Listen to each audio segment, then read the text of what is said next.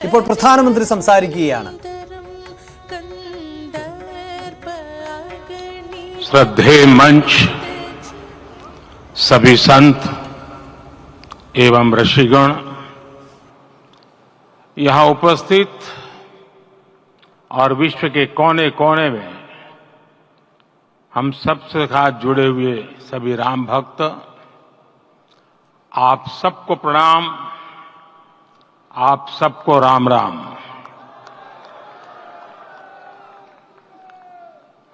आज हमारे राम आ गए हैं।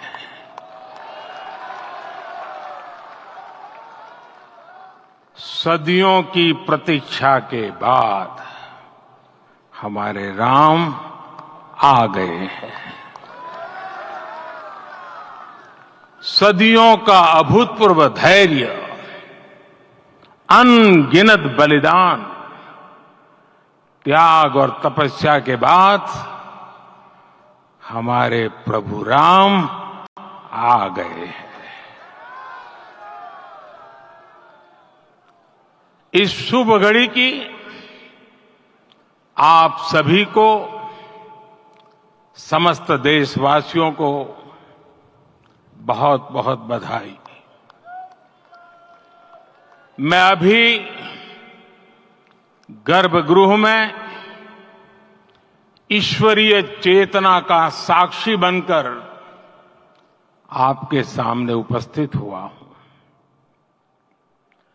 कितना कुछ कहने को है, लेकिन कंठ अवरुद्ध है। मेरा शरीर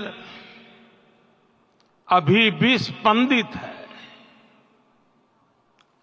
चित्त अभी भी उस पल में लीन है।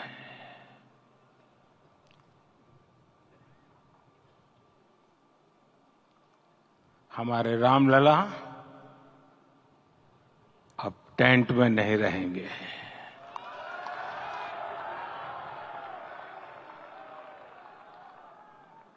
हमारे रामलला अब इस दिव्य मंदिर में रहेंगे। मेरा पक्का विश्वास है, अपार श्रद्धा है कि जो घटित हुआ है, इसकी अनुभूति देश के, विश्व के कोने कोने में राम भक्तों को हो रही होगी। ये क्षण अलौकिक है, ये पल पवित्रतम है। ये माहौल, ये वातावरण, ये ऊर्जा, ये घड़ी प्रभु श्री राम का हम सब पर आशीर्वाद है। 22 जनवरी 2024 का ये सूरज एक अद्भुत आभा लेकर आया है। 22 जनवरी 2024 ये कैलेंडर पर लिखी एक तारीख नहीं, ये एक नए काल चक्र का उद्गम है।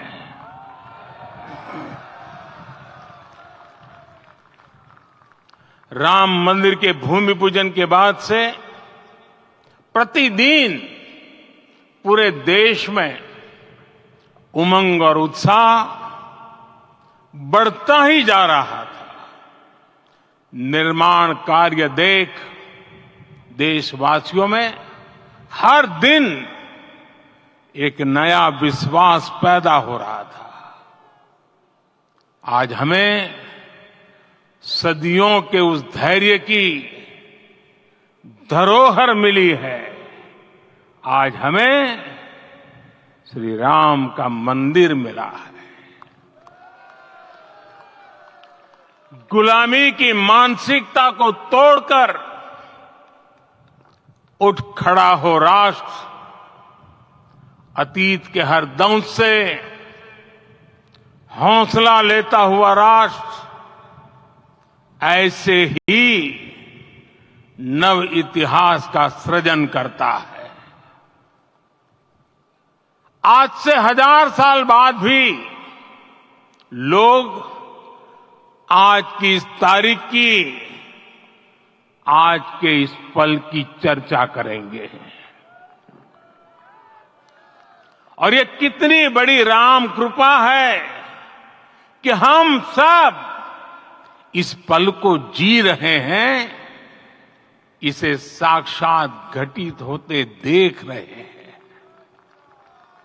आज दिन, दिशाएं, दिगंत सब दिव्यता से परिपूर्ण है। ये समय सामान्य समय नहीं है। ये काल के चक्र पर सर्वकालिक शाही से अंकित हो रही अमिट स्मृति रेखाएं हैं। साथियों, हम सब जानते हैं कि जहां राम का काम होता है, वहां पवन पुत्र हनुमान अवश्य विराजमान होते हैं।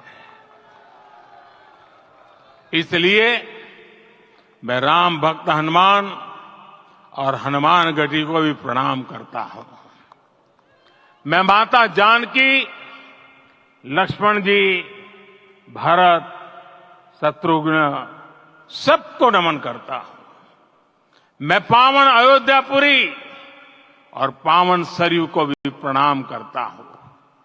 मैं इस पल दैवीय अनुभव कर रहा हूं कि जिनके आशीर्वाद से ये महान कार्य पूरा हुआ है। वे दिव्य आत्माएं, वे दैवीय विभूतियां भी इस समय हमारे आसपास उपस्थित है। मैं इन सभी दिव्य चेतनाओं को भी कृतज्ञता पूर्वक नमन करता हूं। मैं आज प्रभु श्री राम से क्षमा याचना भी करता हूं।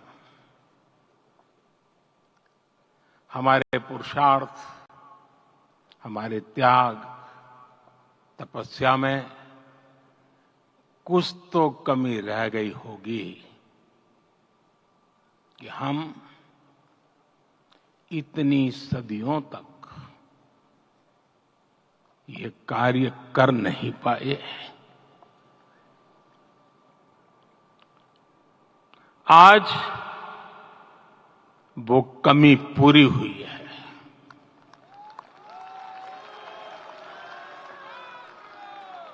मुझे विश्वास है प्रभु राम आज हमें अवश्य क्षमा करेंगे। मेरे प्यारे देशवासियों, त्रेता में राम आगमन पर पूज्य संत तुलसीदास जी ने लिखा है, प्रभु बिलोकी हर से पुरबासी, जनित वियोग विपत्ति सबनासी।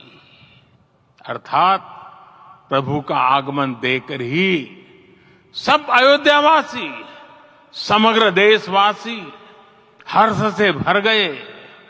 लंबे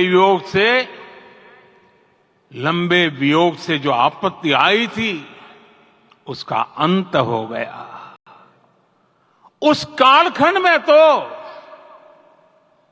वो वियोग केवल 14 वर्षों का था। तब भी इतना असह्य था।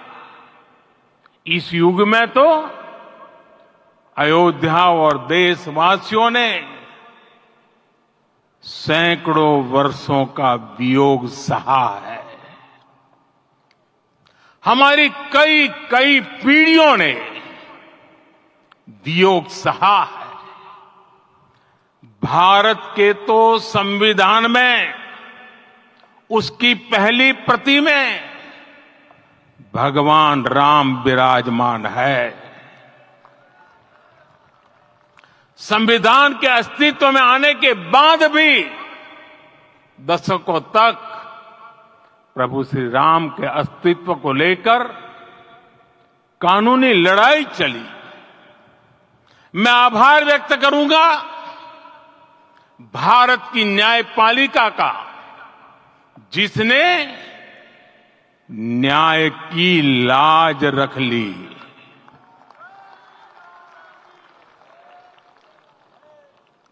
न्याय के पर्याय प्रभु राम का मंदिर भी न्यायबद्ध तरीके से ही बना। साथियों, आज गांव-गांव में एक साथ कीर्तन संकीर्तन हो रहे हैं। आज मंदिरों में उत्सव हो रहे हैं, स्वच्छता अभियान चलाए जा रहे हैं। पूरा देश आज दीपावली मना रहा है।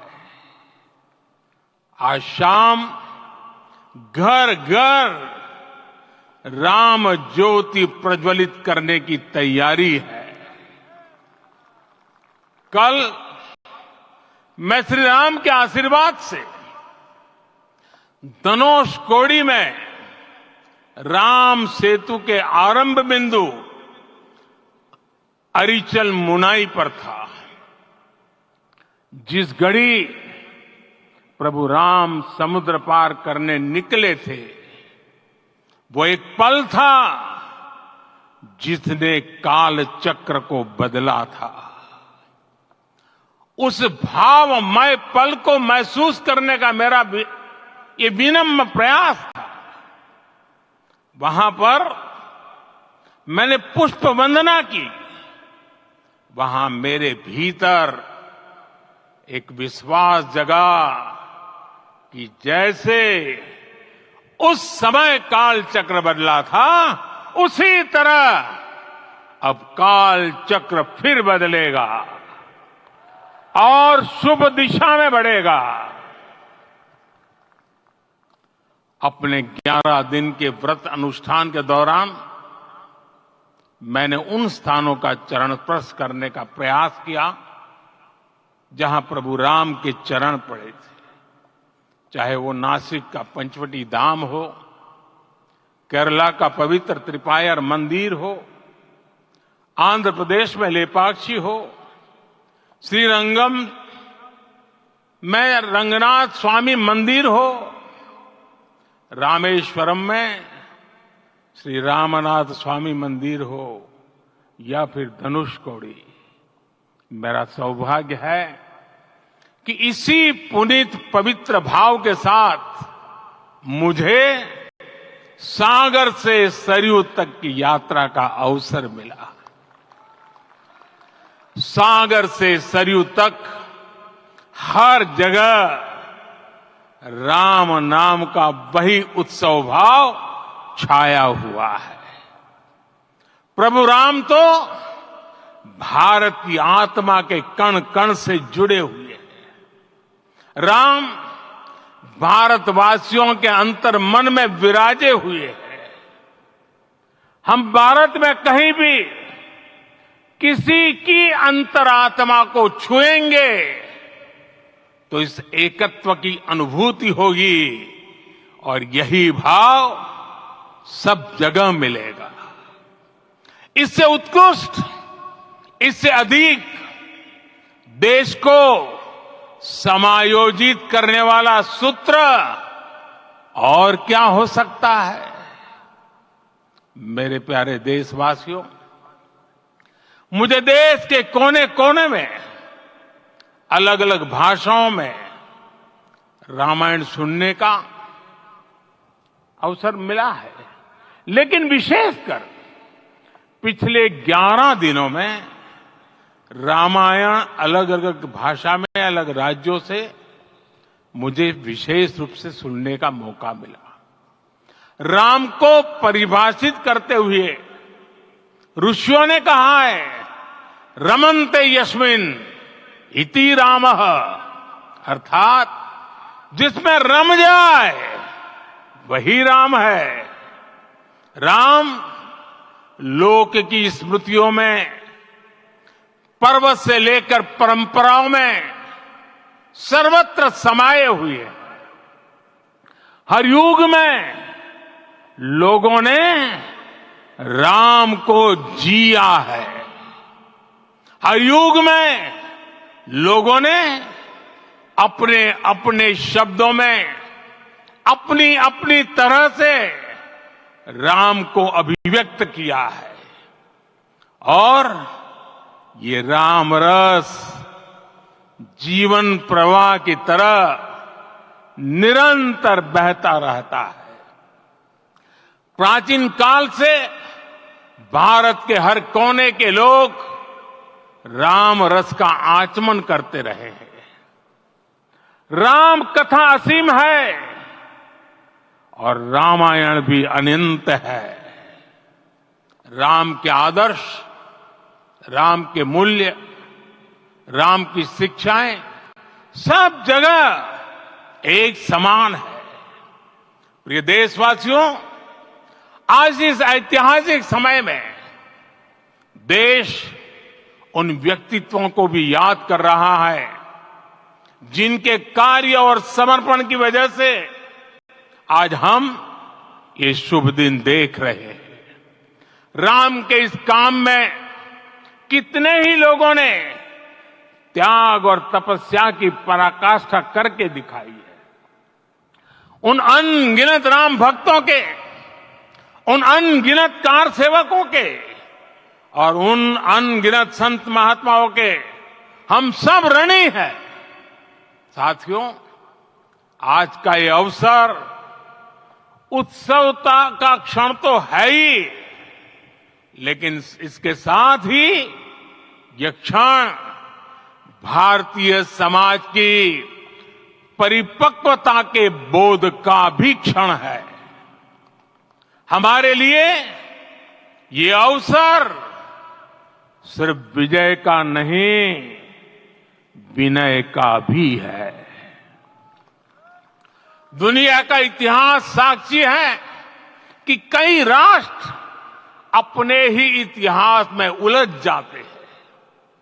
ऐसे देशों ने जब भी अपने इतिहास की उलझी हुई गांठों को खोलने का प्रयास किया, उन्हें सफलता पाने में बहुत कठिनाई आई, बल्कि कई बार तो पहले से ज्यादा मुश्किल परिस्थितियां बन गई। लेकिन हमारे देश ने इतिहास की इस गांठ को जिस गंभीरता और भावुकता के साथ खोला है, वो ये बताती है कि हमारा भविष्य हमारे अतीत से बहुत सुंदर होने जा रहा है। वो भी एक समय था जब कुछ लोग कहते थे कि राम मंदिर बना तो आग लग जाएगी। ऐसे लोग भारत के सामाजिक भाव की पवित्रता को नहीं जान पाए। रामलला के इस मंदिर का निर्माण भारतीय समाज के शांति, धैर्य, आपसी सद्भाव और समन्वय का भी प्रतीक है।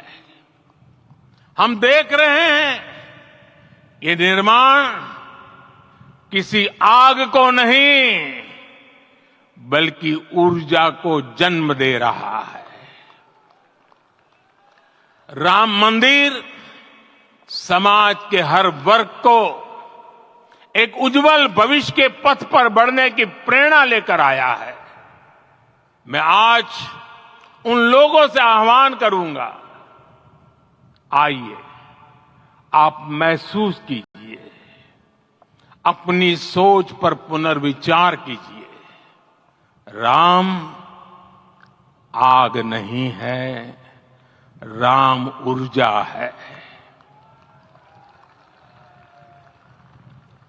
राम विवाद नहीं, राम समाधान है। राम सिर्फ हमारे नहीं है, राम तो सबके हैं। राम वर्तमान नहीं, सिर्फ वर्तमान ही नहीं, राम अनंत काल है।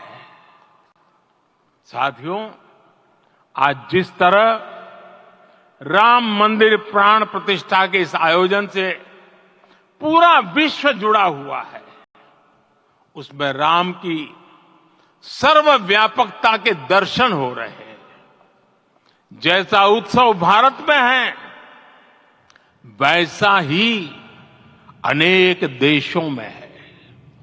आज अयोध्या का यह उत्सव रामायण की उन वैश्विक परंपराओं का भी उत्सव बना है। रामलला की ये प्रतिष्ठा वसुधैव कुटुंबकम के विचार की भी प्रतिष्ठा है।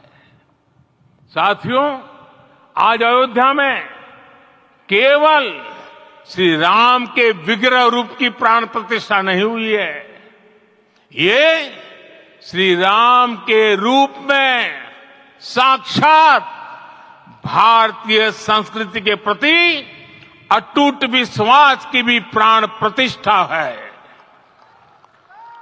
ये साक्षात मानवीय मूल्यों और सर्वोच्च आदर्शों की भी प्राण प्रतिष्ठा है। इन मूल्यों की, इन आदर्शों की आवश्यकता आज संपूर्ण विश्व को है। सर्वे भवन्तु सुखिनः, ये संकल्प हम सदियों से दोहराते आए हैं। आज उसी संकल्प को राम मंदिर के रूप में साक्षात आकार मिला है।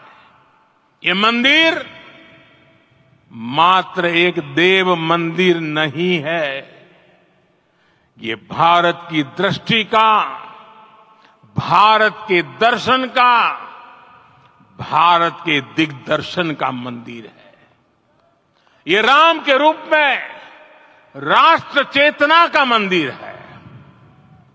राम भारत की आस्था है, राम भारत का आधार है, राम भारत का विचार है, राम भारत का विधान है, राम भारत की चेतना है, राम भारत का चिंतन है, राम भारत की प्रतिष्ठा है, राम भारत का प्रताप है, राम प्रवाह है, राम प्रभाव है, राम नेति भी है, राम नीति भी है, राम नित्यता भी है, राम निरंतरता भी है, राम विभु है, विशद है, राम व्यापक है, विश्व है, विश्वात्मा है।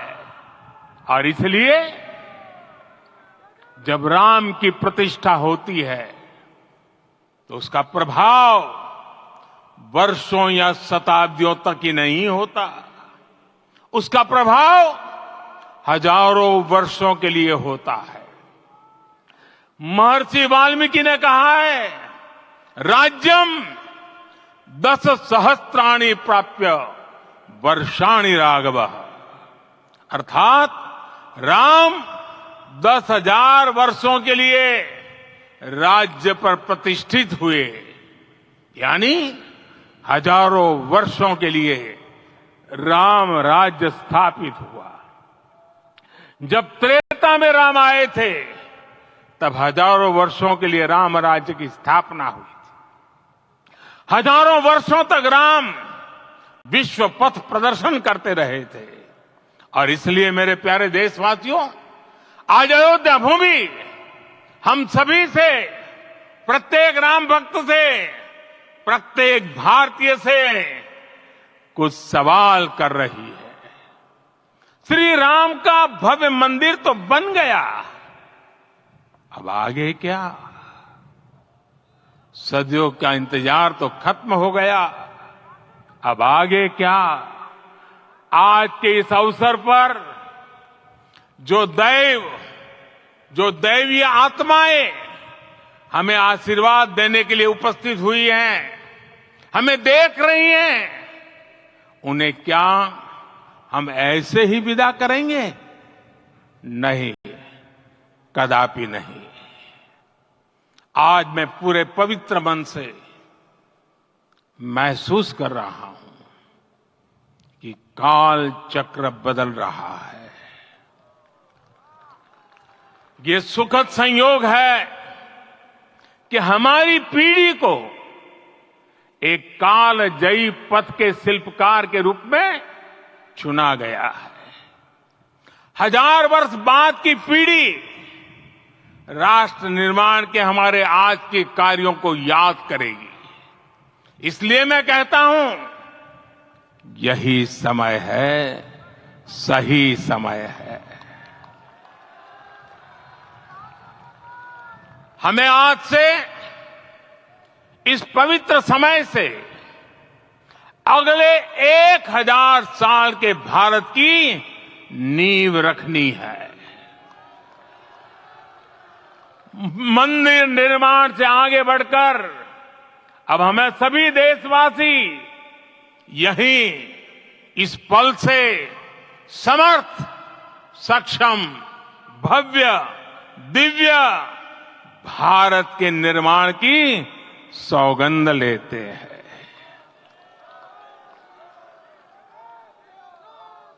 राम के विचार मानस के साथ ही जनमानस में भी हो, यही राष्ट्र निर्माण की सीढ़ी है।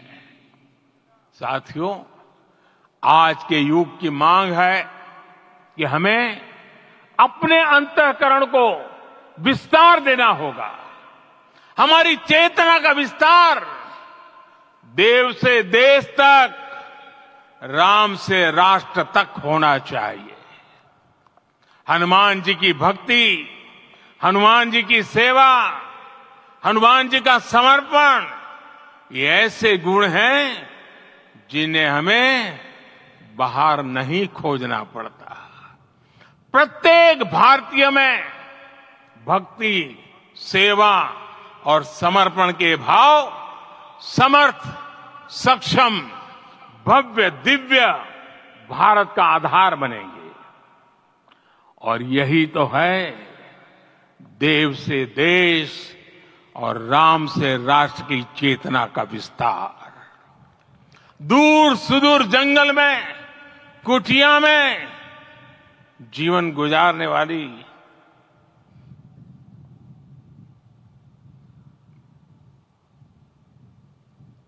मेरी आदिवासी मां शबरी का ध्यान आते ही अप्रतिम विश्वास जागृत होता है। मां शबरी तो कब से कहती थी, राम आएंगे।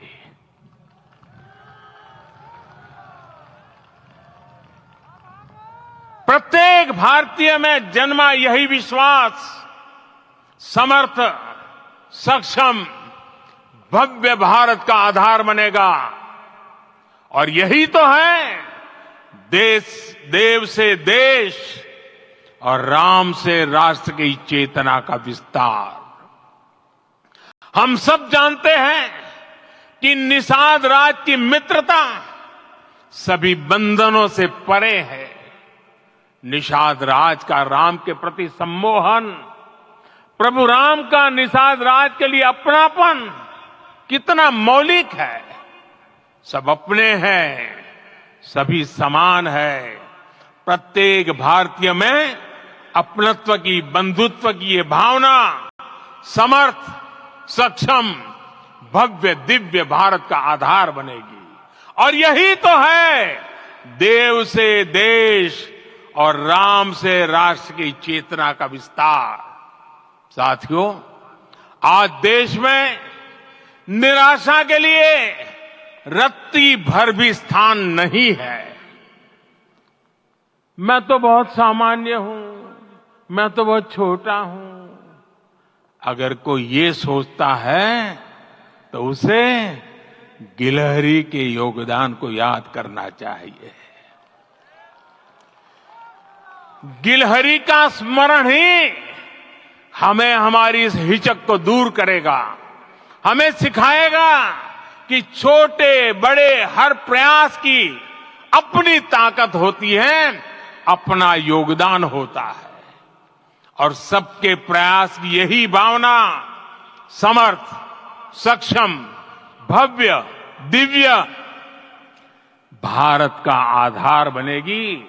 और यही तो देव से देश और राम से राष्ट्र की चेतना का विस्तार। साथियों, लंकापति रावण प्रकांड ज्ञानी थे, अपार शक्ति के धनी थे, लेकिन जटायु जी की मूल्य निष्ठा देखिए। वे महाबली रावण से भिड़ गए। उन्हें भी पता था कि वो रावण को परास्त नहीं कर पाएंगे, लेकिन फिर भी उन्होंने रावण को चुनौती दी। कर्तव्य की यही पराकाष्ठा समर्थ, सक्षम, भव्य, दिव्य भारत का आधार है। और यही तो है देव से देश और राम से राष्ट्र की चेतना का विस्तार। आइए हम संकल्प लें कि राष्ट्र निर्माण के लिए हम अपने जीवन का पल पल लगा देंगे। राम काज से राष्ट्र काज, समय का पल पल, शरीर का कण कण राम समर्पण को राष्ट्र समर्पण के ध्येय से जोड़ देंगे। मेरे देशवासियों, प्रभु श्री राम की हमारी पूजा विशेष होनी चाहिए। ये पूजा स्व से ऊपर उठ करके समष्टि के लिए होनी चाहिए। ये पूजा अहम से उठकर वयम के लिए होनी चाहिए। प्रभु को जो भोग चढ़ेगा वो विकसित भारत के लिए हमारे परिश्रम की पराकाष्ठा का प्रसाद भी होगा।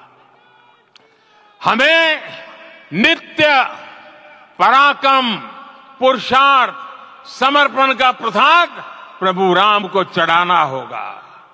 इनसे नित्य प्रभु राम की पूजा करनी होगी, तब हम भारत को वैभवशाली और विकसित बना पाएंगे। मेरे प्यारे देशवासियों, ये भारत के विकास का अमृत काल है।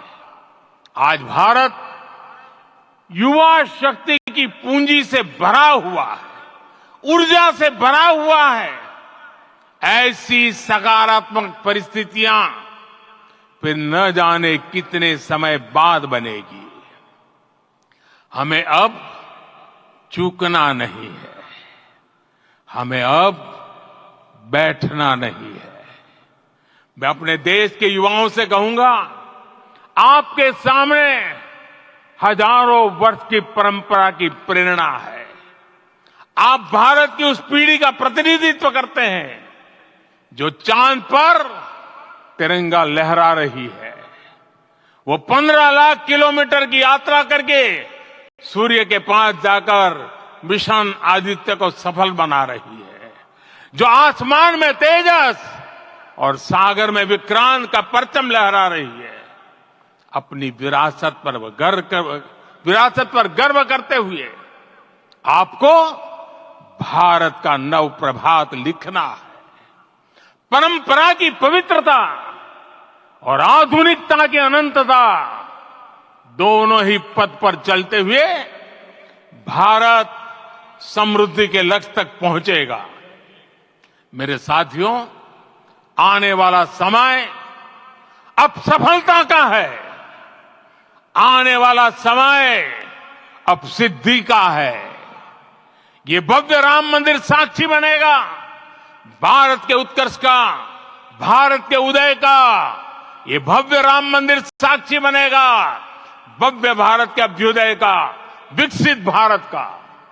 ये मंदिर सिखाता है कि अगर लक्ष्य सत्य प्रमाणित हो, अगर लक्ष्य सामूहिकता और संगठित शक्ति से जन्मा हो, तब उस लक्ष्य को प्राप्त करना असंभव नहीं है। ये भारत का समय है और भारत अब आगे बढ़ने वाला है। शताब्दियों की प्रतीक्षा के बाद हम यहां पहुंचे हैं। हम सब ने इस युग का, इस कालखंड का इंतजार किया है। अब हम रुकेंगे नहीं, हम विकास की ऊंचाई पर जाकर ही रहेंगे। इसी भाव के साथ रामलला के चरणों में प्रणाम करते हुए आप सभी को बहुत बहुत शुभकामनाएं। सभी संतों के चरणों में मेरे प्रणाम। सियावर रामचंद्र की, सियावर रामचंद्र की, सियावर रामचंद्र की।